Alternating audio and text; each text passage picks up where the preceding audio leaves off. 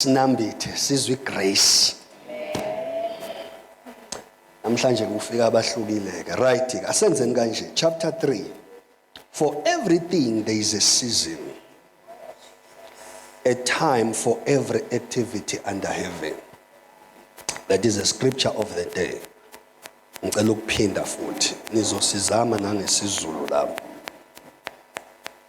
For everything there is a season. For everything there is what, bazalwa? There is a season. A time for every activity under the sun. So this is the teaching for today. La kukhulunywa ngezinto ezimbili, kukhulunywa about a season and a time. Ngiyacela nizame nangeversion yesiZulu ngenxa yabakhulile abadala bethu. Sa angithi uyezwa not some. Kusho ukuthi yonke into. Mawusujaba kwakuhleliwe. When you face a disappointment, when you face failure, kuthiwa konke. Yes. Bese lithini ke? Yonke indaba inomzuzu wayo phansi kwezulu. Bese kuthiwa ke yonke indaba futhi inani bazalwa? Kuphi ke ethuneni?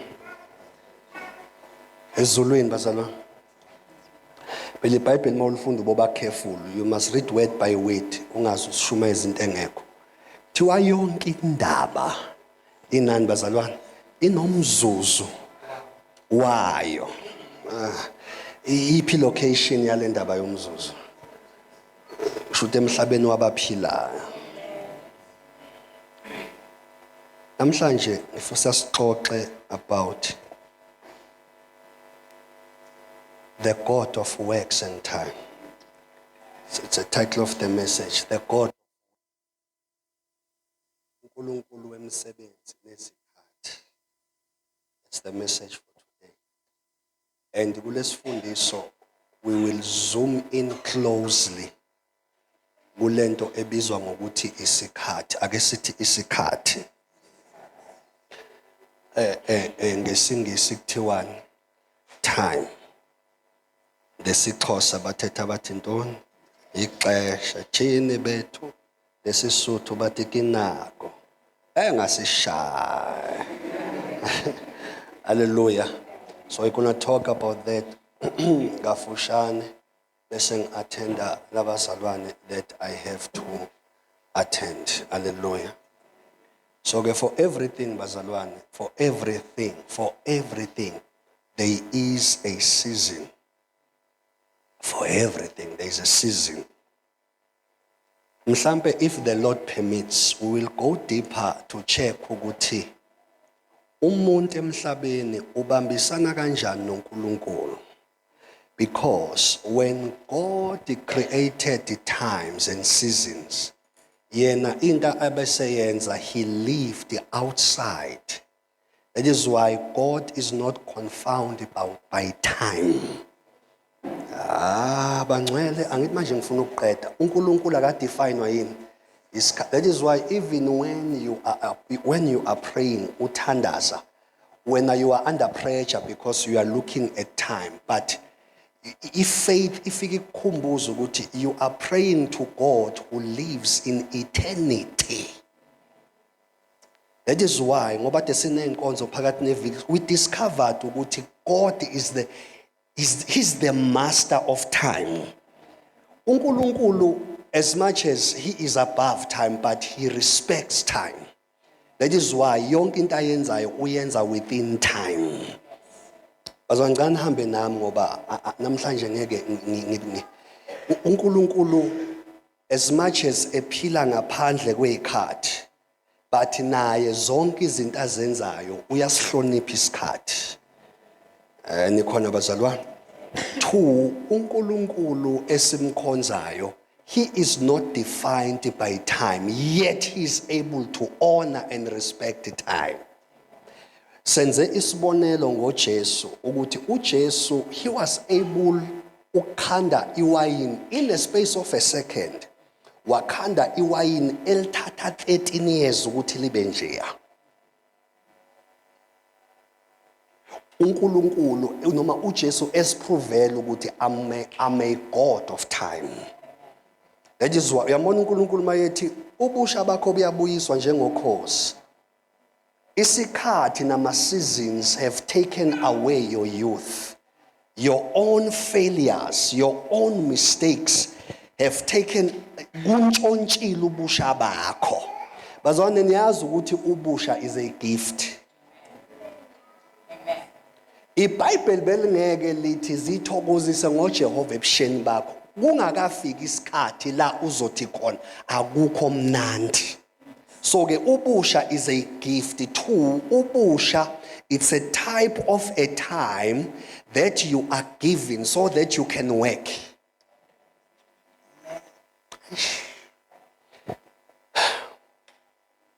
Ingakho ngalezulwini abekho omkhulu nogogo. Ingakho ezulwini kunechibo okuthiwa it's a fountain of youth. La so okuthiwa sobe siphuza khona. Ngoba ukuphuza lapha it keeps you younger. Likhona bazalwane? It keeps you what? It keeps you young. So now asibuyeke. Ithi incwadi kaMshumayeli, there is time for everything. And there is a season for every matter under the sun. Write this down. I've taught so much about this, but I'm coming with it from a different angle now. There is something we call Chronos time. And there is something we call Kairos time. Inkathi ezimbili lezi isikhathi bese kuba isikhathi phakathi kwesikhathi. Oh my God. Why lesi sifundiso? I was praying ekuseni mangifika endlini ngo past 2 3 ngiyathandaza. And the Holy Spirit said to me, uyawubona unyaka uphelile. Go and remind my people so that they can see their own flaws this year. Ngoba leli thuba engifuna ukubanika lona kulonyaka ozoqala. Bezolisebenzisa wiser than ithuba abalisebenzise kulonyaka ka2025. And mina ke ngoba ngiyathanda ukuxoxa noThixo and I'm like, Lord, why ufuna ukubanika elinye ithuba? Then the Lord said to me, ingoba lonyaka ozocishe ngasho ukuthi unyaka wani. Ngoba lonyaka ozoqala, it's not just another chance, but uhamba nama-vet veterans. Thiwa yini ngesingisi? Corrections. Because lonyaka esizoqala ngizowusho sengitsheliwe ngiyazi okwenzakalana. Unyaka osharp. Uzolokhu ubabaza nje kodwa ke part of it.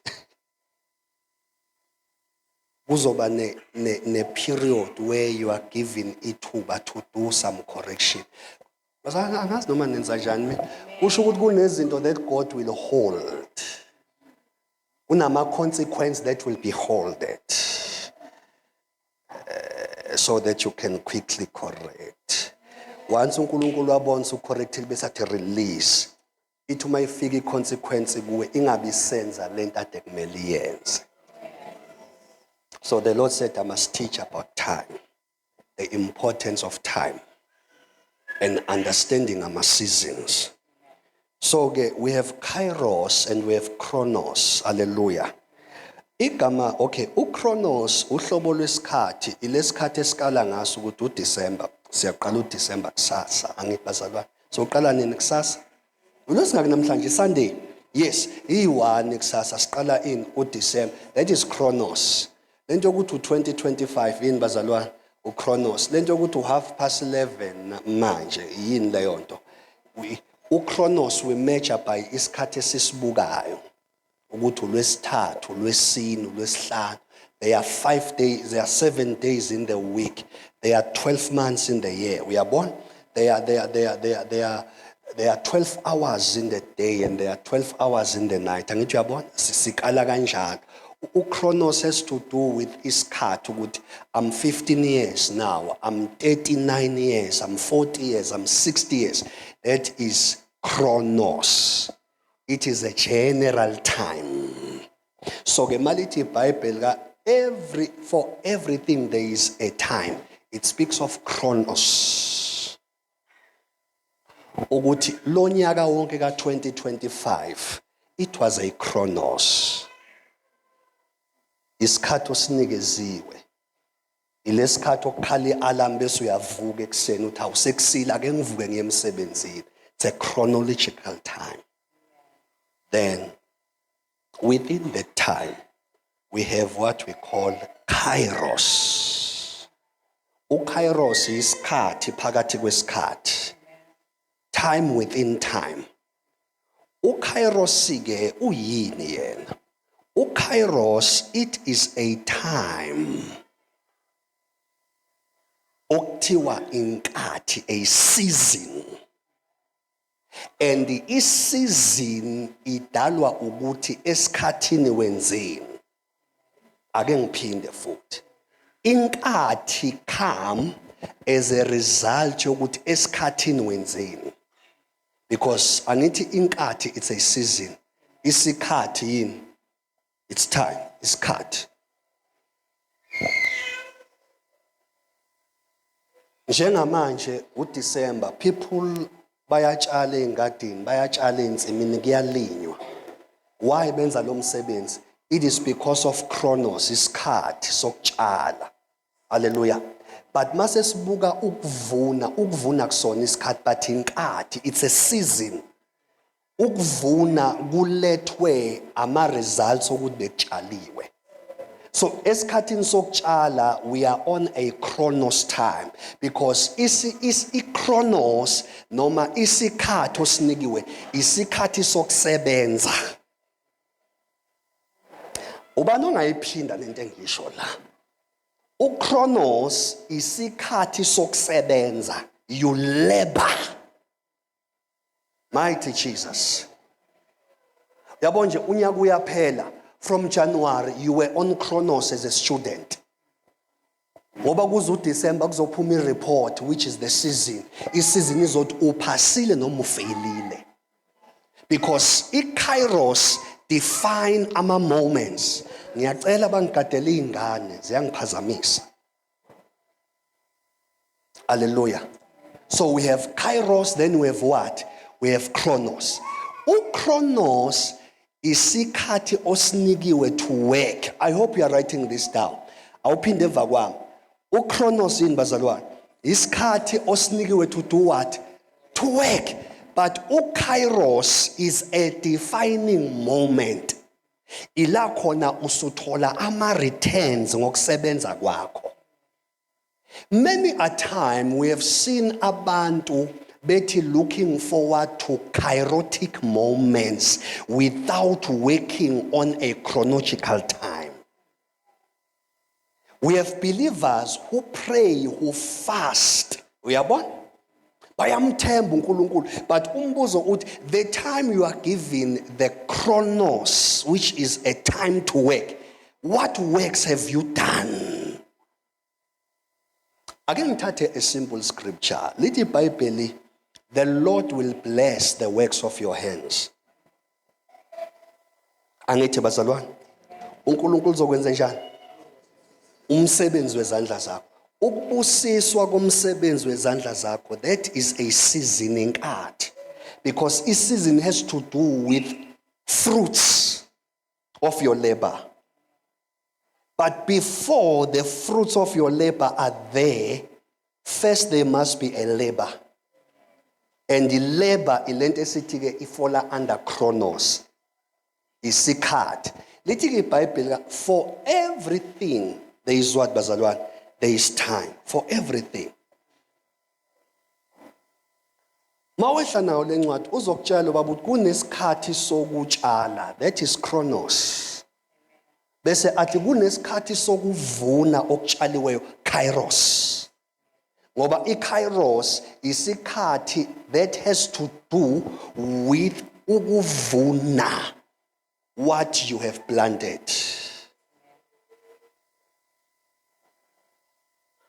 Now, as much as sibuka isikhathi nani umbuzo usuthi ke ngesikhathi osinikiwe as a believer uyakwazi ni ukudefine ikhathi ukuthi lesikhathi engikuso isikhathi sani, because God will tell you baba uNxumalo, and anemshayile izandla ugqoke kahle baba uNxumalo egameni lika Jesu. Hallelujah. Aha, siyabonga baba, siyakuthanda kakhulu. Ma uwumzalwane, one of the purpose yokuba khona kwamoya ongcwele empilweni yakho uyakusiza ukwazi ukuhlukanisa ikhathi ukuthi isikhathi sine nguso, ngoba abazalwane bane tendency yokufuna izinto abangayisebenzelanga. Bazalwane, uNkulunkulu osiphe umusa to work. Oh my God, uNkulunkulu osiphe umusa to work, but awukwazi ukusebenza until you are able to define the moment. Ngicela ukuyi-challenge le kancane. If you are single and not married, that is a chronos, because you are investing in yourself, you are planting in yourself, you are growing yourself, so that uma sekufika isizini to be somebody's half-mate. Because ungene emshadweni it's a season. Okay, ngoba ngabantu beBhayibheli niyalifunda iBhayibheli ekhaya. Lithi siyokwenza njani ngokuba usisi wethu uceliwe emendweni kodwa amabele akanawo. Ukufika kwe-defining moment without preparedness. So ichronos isikhathi esisinikwayo to prepare ourselves for a season, the kairotic moments. Usuyabona yini yenza ukuthi abantu emhlabeni wonke bakhala ngamathuba abagejile. Sometimes it's not ukuthi ithuba ligejile lifike ungazange uyilungiselele. People who qualify for kairotic moment are people who have taken advantage of the chronological time. Awukwazi ukuvuna ungasebenzile. Makuthiwa ushadile, uhleli nomyeni wakho, uhleli nonkosikazi wakho, uyasetshenzelwa ukuba ne-successful marriage. You not only live by faith, but you put on effort. Ngoba lento yokuthi ubone umshado wakho uba successful, the Holy Spirit is telling you ukuthi that is a destiny God is calling you to. Ukuthi kuyo yonke imshado that are collapsing and doing that, but owenu must be successful. Now, from a dysfunctionality yomshado towards a successful marriage, there is a space, and that space is called chronos. We are working, we are putting effort, we are praying, we are trusting God, we are applying the doctrine of God as it is. So the more senza le msebenzi izosikhipela kuphi? To a kairos time. Where uzothi mawubuka emumva nomyeni wakho nonkosikazi wakho uthi buka sisuke, and if it wasn't for God we wouldn't be here. So ke abazalwane bane faith enkulu for kairotic moment, yet they miss chronological moments where you have to put in some work. Oh my God, usibona nje silale ekuseni sehla senyuka, what are we doing? We understand ukuthi kunesizini engibizayo, but ngeke ngimane ngidiziswe yingelosi ngifike khona. uNkulunkulu has given me i-ability ukuthi I have to work to get there. Befundisi iBhayibheli ke lithi lapho those who labor in doctrine they deserve double honor. Yabo? iBhayibheli lithi study to show thyself approved by God ukuthi uyinceka uNkulunkulu engaphambanisi isifundiso sayo. But uyabona iqale ebulento, there is what bazalwane, there is labor. Lento ukuthi umfundisi noma inceke kaNkulunkulu iqhamuke seyicelebrate kuthiwa hey, this man can teach, this man une-grace engajwayelekile when it comes to dividing the word of truth. Akamananga wathandaza kwase. There was a labor involved. Hey, this man can cast out a demon. Hey, this man can see in the spirit. Akaqhamukanga esebona in the spirit. There was a toiling that took place.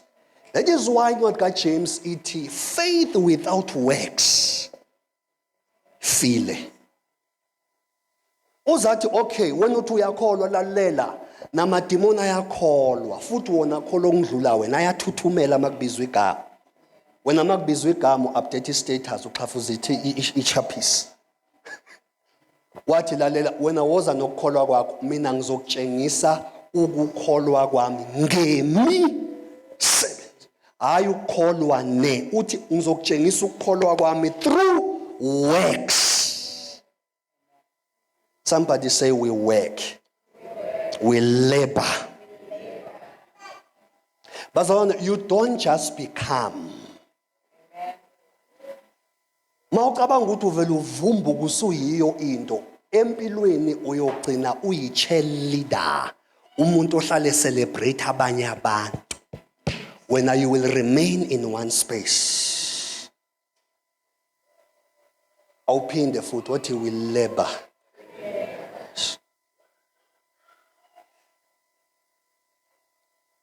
Akukona ukuthi abantu they are missing ama opportunity. I-opportunity ifika ungekho equipped for it. And God is very faithful masekuza lapho. He won't downsize. Oh my God. God will not downsize bazalwane.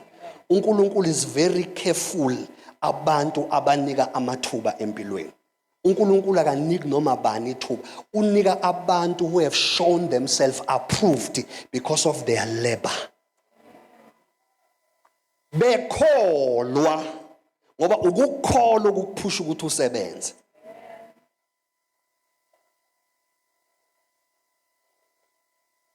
Somebody say time. Awuphinde uthi season.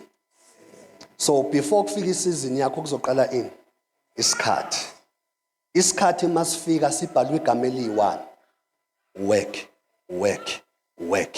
Whether you are working on your gift, you need to do what? You need to work. By fasting, you are working. Abstaining from sin. What are you doing? You are working. Giving, fellowshipping. Noma usuza ukuthi uma soul uyakhononda ngikhathele kunjeni, but ngoba uyazi ukuthi kune season engibizayo and le season ngidisqualified if angiphasanga ukusebenzeni. Ngoba i-season has to do with harvesting.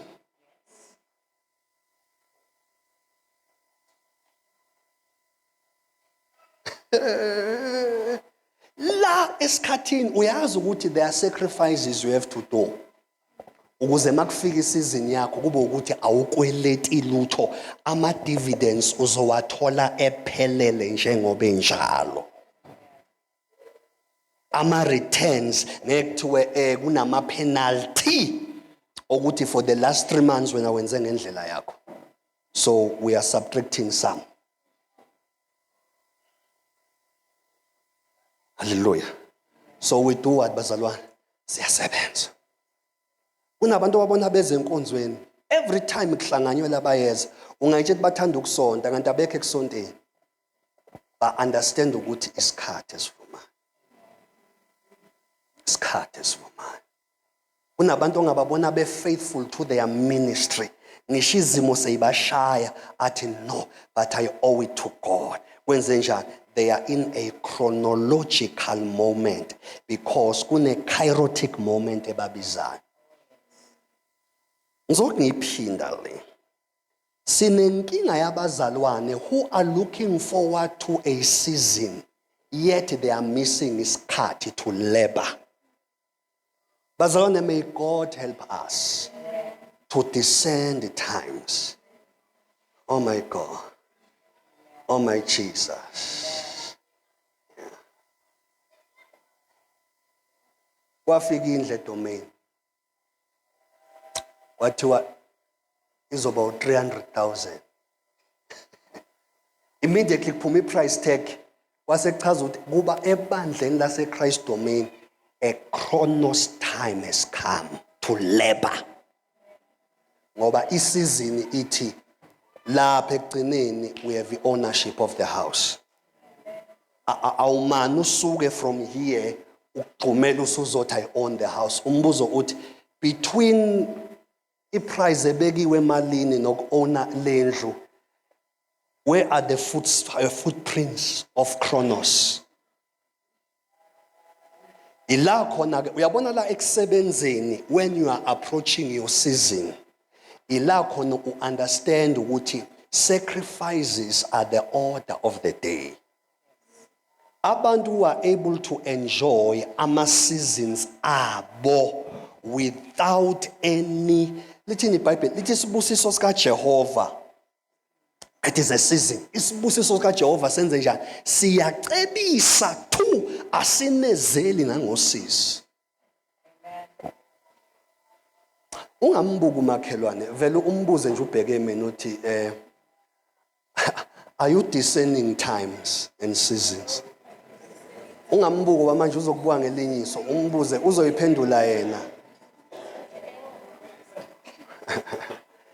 People of great stature in life, people of great contribution empilweni are people who are able to define moments.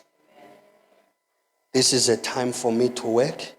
This is a time now to enjoy the fruits.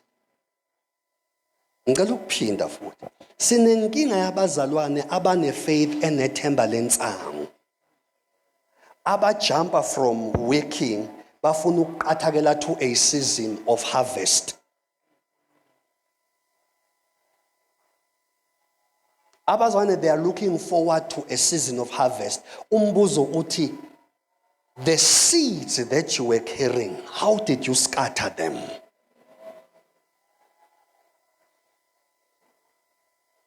Yabona unyaka uphelile. And God was faithful to give you seed in your hand. How did you scatter? How you scatter seeds determine your season. I've seen God raising abantu from nowhere. Umuntu engenamali, umuntu ombona ukuthi uxakeka ngisho ekubingelela, uhalo wakhe nje uxakekile. But today there are people of great stature. What happened? They maximize the Chronos time. That is why I get don't give men a fish. Because uzomjwayeza ukuthi agcine demanda isizini ye-harvest. No, but mfundise how to fish. Introduce to the chronological seasons where they learn to work. Ngoba moke wamfundisa ukuthi how to fish. Even in your absence, this person will never go hungry. Ngicela ukuphinda futhi. Sinenkinga yabazalwane abane-faith engangebhasi. My time, my time. Omunye uzothi next day is my time. You see, next day is my time. Akukho wrong ukudeclare, but musukudeclare ngokukholwa okuyimpumputhe. God is a God of order. Ubani osizakalayo la mhlambe ni is a God of what, bazalwane? uNkulunkulu ohlelekile. God is not a Father Christmas, if I should say so. He's not going around carrying ijumba zezipho eziqathaza ngoshimulo endlini. Izwi iBhayibheli lithi uthi labantu abafane nathi basifuze babuse phezulu kwakho konke. Bese athi uAdam akenze njani? He must tilt the ground. He must do what? So nikhona bazalwane. Kusho ukuthi umsebenzi wethu wenze njani la emhlabeni? We are here to tilt. Kuyo yonke into o exposed kuyo, you have to do what? You have to tilt. In your ministry, tilt the ground. Mawungena kuma fasting ufuna uNkulunkulu ngoba uyabona kunama dimensions engibizwa kuwo. What are you doing? You are tilting the ground. Mawuhleli phansi kanje kufundiswa uthatha isifundiso word by word ubhala phansi. What are you doing? You are collecting ama equipments ukuthi mase ngibuyele emuva I'm going to tilt the ground. Ngoba manje kunesizini okumele ngiphumele kuyo. Sinenkinga yabazalwane abanamaphupha amakhulu about a season bathi begejwa isikhathi. Ngicela nisho emva kwami, time compels us to work for a season. Yes. Yes. Tilt the ground. Utheni uJesu? Uthi occupy till I come. Yabona asikho isikhathi sokuncela ijuice ubese Polar Park. Wena use Polar Park. Ingakho makuthi idla isono yasidla. Ingakho makuthi nje ungathandaza uthandazi because use paradise yasemhlabeni. Iparadise yasemhlabeni kaSathane. EkaNkulunkulu iparadise kubazalwane. Once you begin to experience iparadise emhlabeni yasideka kaSathane. Here on earth we tilt the ground. Oh my God. Here on earth senze njani bazalwane? We tilt the ground. Umsebenzi wethu ukuvukuza. Oh Nkosi. Senze njani nje? Siyavukuza. uNkulunkulu ubusisa ukuvukuza kwakho. In every area of your life, ukuba umzali, you must tilt the ground. Ukuthi how to be a peculiar parent who has a peculiar style of parenting. You have to tilt the ground. How to be a peculiar wife to my husband. Akuyona indoda yakhe ezokufundisa. You have to teach yourself ngoba wena okumele uyibone, this is a type of wife I want to become. So you tilt the ground. The more you tilting of the ground, it draws you closer to your season where you shall become what you've been seeing afar. Uyibona unjani in the next 5 years? What do you see in yourself in the next 5 years? Ubaba wami enkosini uhlale ethi, son, remember this. The real prayer begins after saying amen.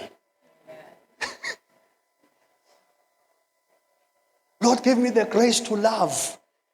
Amen. Which is sekuphelile. Mawuqeda ukuthi amen, you must put into practice. Tilt the ground of love empilweni. Tilt the ground of love empilweni yakho. Lord, give me grace to forgive. Athi uNkulunkulu, okay. Tilt the ground. I'm with you. Sekumele uqale uyofunda to forgive. The more you do that, uzobona okuyenzeka bekuyifiye nokunga. Uyazi kunezinto ongakhona ukuzenza because you are held by fear and the lack of knowledge. Senze njani bazalwane? We tilt the ground. Just tilt the ground. Just tilt it. Sometimes we tilt the ground by prayer. Sometimes we tilt the ground by obeying the Holy Spirit. Uma esifaka kwi practical faith. Do this. Take care of this person. Pray for this person. Go and forgive this person. I'm aware ukuthi ukulimazela hamba umthethelele. The time you obey, what are you doing? You are tilting the ground. Khumbula ke, every time there is a tilting of the ground, leyo nto isuke ikutshela ukuthi a season is approaching. A season is approaching. Mayezothi umuntu angisafuni ukuyibuka ngisahluleki. Sengikhathele ukwenza amaphutha empilweni. Sengikhathele lokhu ngishaya izinto eziyi-1. I'm becoming a changed man by God's grace. Amen. Angithi uyathandaza. Amen. Mawuqeda ukuthi amen, uMongcolo uyaqala uyakutshela, ngizwile umthandazo wakho. Ake siqale siyodiliza ikhampani kuyi-contact list yakho. Ake remove some certain people cut out some certain people. So uyazi ukuthi oh sengiqalile uhambo leChronos ngoba kune kairotic moment engibizayo. Bazwana, you don't just get there. You don't just get there. Yes, awumane ufike. There is a chronological moment okumele ucwiliswe kuyo.